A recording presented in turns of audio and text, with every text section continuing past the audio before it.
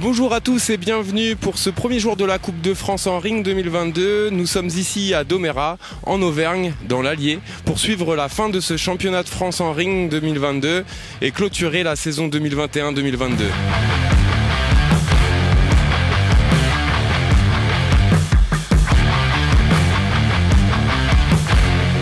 Les sauts sont des exercices d'assouplissement. Ils permettent de mettre en avant la capacité de nos chiens à franchir des obstacles et c'est ce que nous allons voir de suite dans notre sujet mag.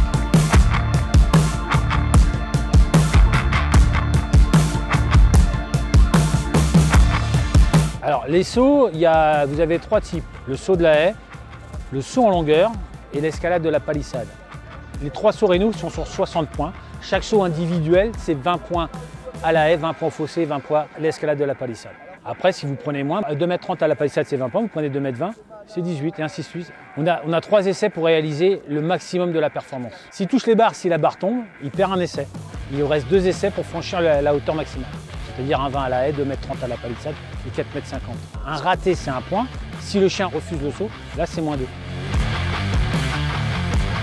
Vous devez être sous le commandement du jury, vous ne pouvez pas parler au chien, vous devez être immobile, vous n'avez pas le droit de faire quoi que ce soit comme geste. Et tous les termes sont dans le règlement X-saute ou X-hop, c'est les deux seuls termes qu'on peut dire. Et pour fixer le chien derrière la haie, c'est reste ou pas bouger. Voilà. Dans les sauts, ce qu'il faut faire, c'est il faut prendre le temps que l'ossature, la croissance du chien soit finie. Et surtout, le plus difficile, c'est de garder la performance dans le temps. Moi, je commence assez jeune, mais pas de performance, beaucoup de jeu. J'apprends l'amour du saut. Et systématiquement, il saute, il est récompensé. Il saute, il est récompensé, il saute, il est récompensé.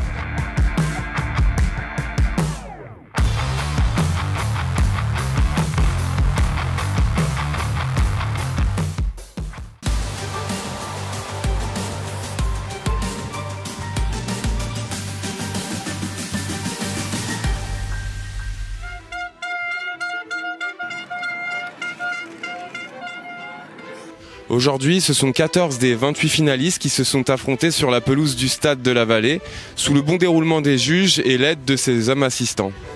À l'issue de cette première journée, c'est Nesquik du domaine des éclaireurs à Laurent Dubuche du club d'Épône qui s'est imposé pour la Coupe de France avec 365 points de 100.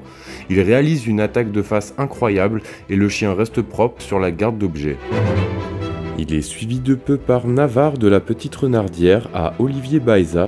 Encore une superbe attaque de face, le chien perd des points dans sa conduite de recherche et tarde à prendre sur la défense du maître, mais ça ne l'empêchera pas de prendre la deuxième place à la coupe pour cette première journée avec 364 points, 650. À la troisième place, c'est Jacques Taest des Plaines de Thiérache à Bernard Boutonnet du club d'Alençon avec 363 points, 374 pour la Coupe de France. Il réussit à se placer en tête du championnat en cumulant 737 points 161, quelques tardes à prendre sur la fuyante, la face et la défense, mais tout de même de superbes actions. En seconde place du championnat, c'est Novak du Haut de la Rise à Fernando d'Osta qui donne le tempo avec 732 points 861 et une très belle valise. Dommage que le chien déborde un peu et rate son entrée à la face pour aller chercher la coupe, mais il se tient quand même à la hauteur.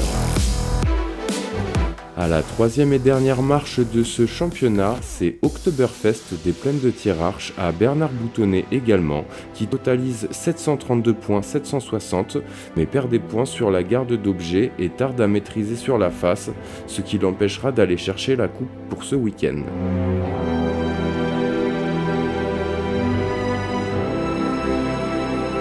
Nous vous remercions d'avoir suivi cette première journée. Merci à notre partenaire Royal Canin d'avoir permis de filmer cette finale. Merci à l'association Canine Domératoise d'avoir organisé cet événement. Je vous laisse sur ces belles images. À très vite.